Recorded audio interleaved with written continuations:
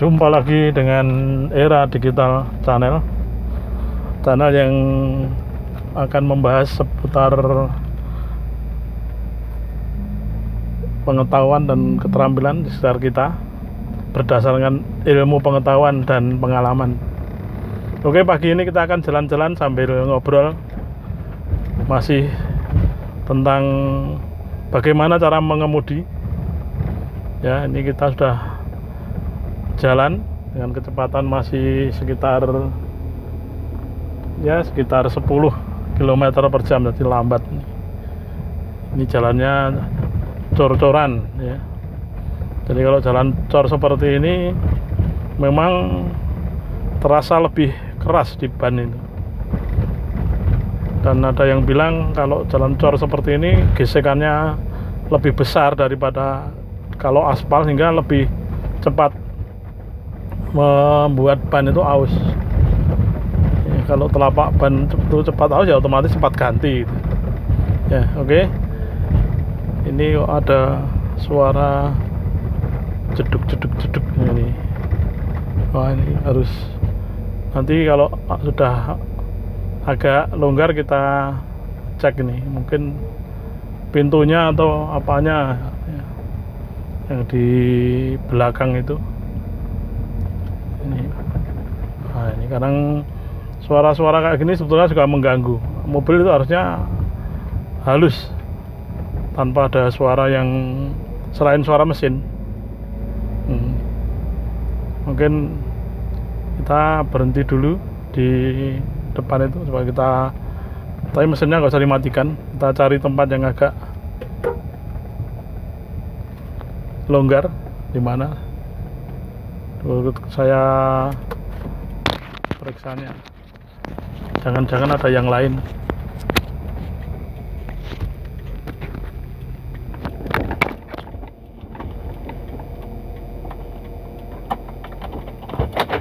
Berhenti dulu, kita cek.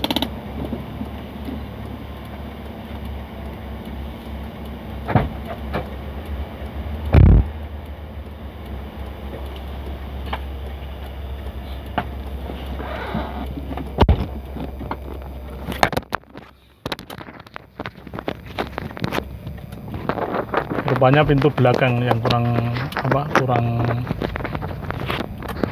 kencang ya. Sampai nutupnya terdengar keras ya. Yang nutup mobil itu harusnya nggak usah keras-keras, kecuali mobil-mobil angkutan barang ya, kayak truk itu memang harus dibanting keras. Tapi kalau mobil-mobil sedan, mobil-mobil jenis penumpang kayak gini, harusnya nutupnya pelan aja, udah otomatis nutup glek gitu. Kecuali memang udah ada kerusakan ya. Jadi bunyi-bunyi seperti itu memang harus diperhatikan. Pengemudi itu harus peka terhadap bunyi yang ada di dalam mobil itu atau di luar mobil. Maksudnya bunyi yang berasal dari mobil itu. Kalau bunyi itu kira-kira mencurigakan atau aneh, kita harus turun aja. Turun, kemudian minggir ya, mesin dimatikan, dicek. Karena bisa saja bunyi itu kalau jeduk-jeduk kayak gitu bisa dari ban. Dulu saya pernah ngalami itu, ban tapi yang bukan tubeless. Yaitu karena telapak bannya itu udah tipis sehingga ban dalamnya itu nampak. Kalau dipompa lebih agak keras gitu, nanti benjol ban dalamnya keluar. Itu kalau nanti jalan jeduk. Atau ban yang tambalannya itu udah mungkin terlalu banyak atau gimana, itu juga nanti akan menimbulkan kayak gitu, suara-suara yang nggak nyaman. Atau bisa juga nanti ada misalnya knalpot bocor, itu juga menimbulkan bunyi yang nggak nyaman, tapi nggak jeduk-jeduk, tapi kayak ada nada yang harusnya knalpot tuh yang bagusnya nggak bersuara, kayak suara kipas angin aja knalpot itu. Tapi kalau ada nada-nada putus-putus dengan nada kayak bass gitu, itu kadang-kadang karena bocor itu karena sering kena air gitu, sehingga kropos bocor. Nah, itu harus dilas itu. Jadi kalau misalnya knalpot terutama yang di daerah yang air lautnya itu air seperti air laut, di daerah pantai itu biasanya mobil itu cepat keropos. Pokoknya air garam ya, air garam. Jadi bisa penyebab bunyi itu macam-macam. Oke, ini berhenti di traffic light ya, di lampu merah. Ini karena hari libur dan pagi cukup ramai ini. Wah, ini ada 2 mobil plat luar pulau ya, dari Bali.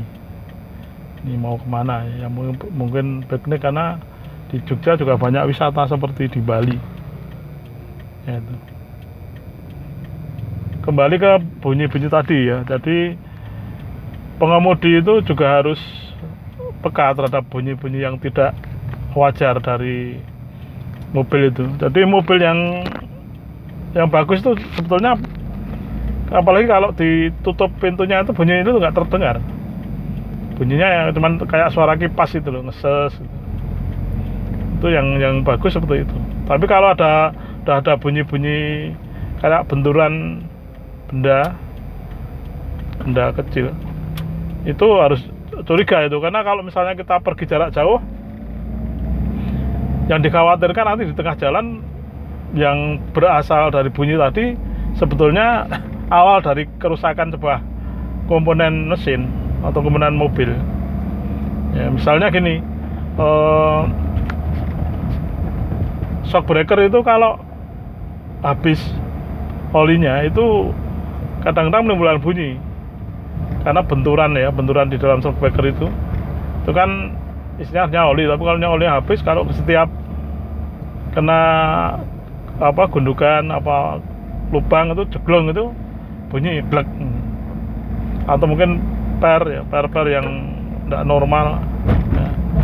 Itu harus dicek itu, kalau apalagi perjalanan jauh ya. Itu karena yang dikhawatirkan kalau rusak di tengah perjalanan itu, kalau bagian chassis itu rangka bodi mobil itu susah, karena alatnya alat berat misalnya ya, alat berat harus. Kalau dongkrak sih saya yakin semua mobil itu ada dongkraknya. Nah, itu wajib dongkrak itu ya. Dongkrak, kemudian kunci roda dan sebagainya itu wajib.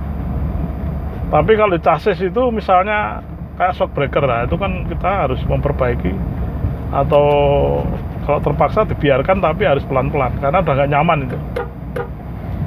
Knalpot itu juga harus segera diperbaiki, karena kalau bocor menjadi nggak enak, suaranya itu nggak nyaman. Juga bunyi di gardan ya, gardan itu juga berbunyi kalau misalnya olinya habis ya. Itu bisa menimbulkan bunyi mendengung atau apa ya, kayak benturan logam itu. Nah, itu harus tetap diwaspadai. Tapi itu memang butuh pengalaman ya, Kalau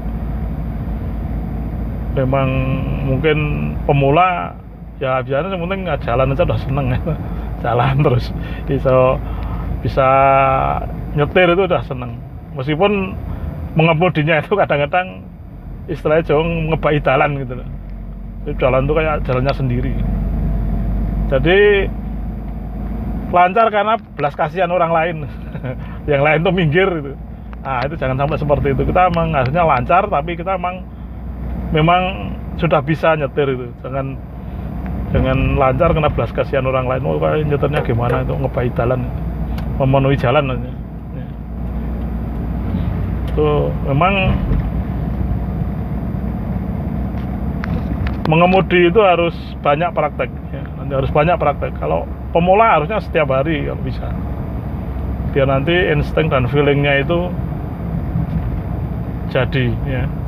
Karena kalau teori-teori itu kan hanya istilahnya cuman patokan gitu loh. Oh, kamu kalau belok harusnya gini ya, kalau mau belok kiri ya otomatis setir sebelah ke kiri. Tapi seberapa mutarnya itu kan nggak ada ukurannya, tergantung belokannya, tergantung kecepatan mobilnya. Kalau buanter banget ya mobilnya, beloknya mungkin harus agak juga muter setirnya harus agak lebih cepat daripada kalau mobil itu lambat, itu otomatis. Tapi seberapa itu kan susah dihitung.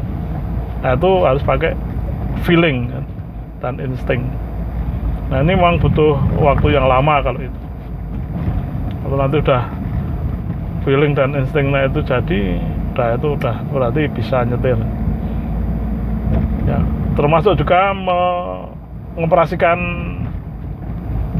aksesoris mobil, klakson, lampu, dim, rating, itu harus kalau situasinya darurat harus cepat, kayak refleks, tidak dipikir-pikir ya. Kalau dipikir lama ya. Kalau ibarat pemain bola itu teorinya kan, kalau kipernya di sebelah kiri, kita nendang bolanya sebelah kanan misalnya kan, teori itu. Tapi kan pemain nggak akan mungkin, wah ini sebelah kirinya berapa meter dari gawang kiri, berapa meter dari gawang kanan, kan nggak akan dihitung seperti itu. Kalau pemainnya berhenti dulu tuh mendekati kiper, diukur kan nggak mungkin. Itu insting dan feeling itu. Oh ini kelihatannya kanan yang lowong ya, tendang kanan, itu aja belum tentu bener ya.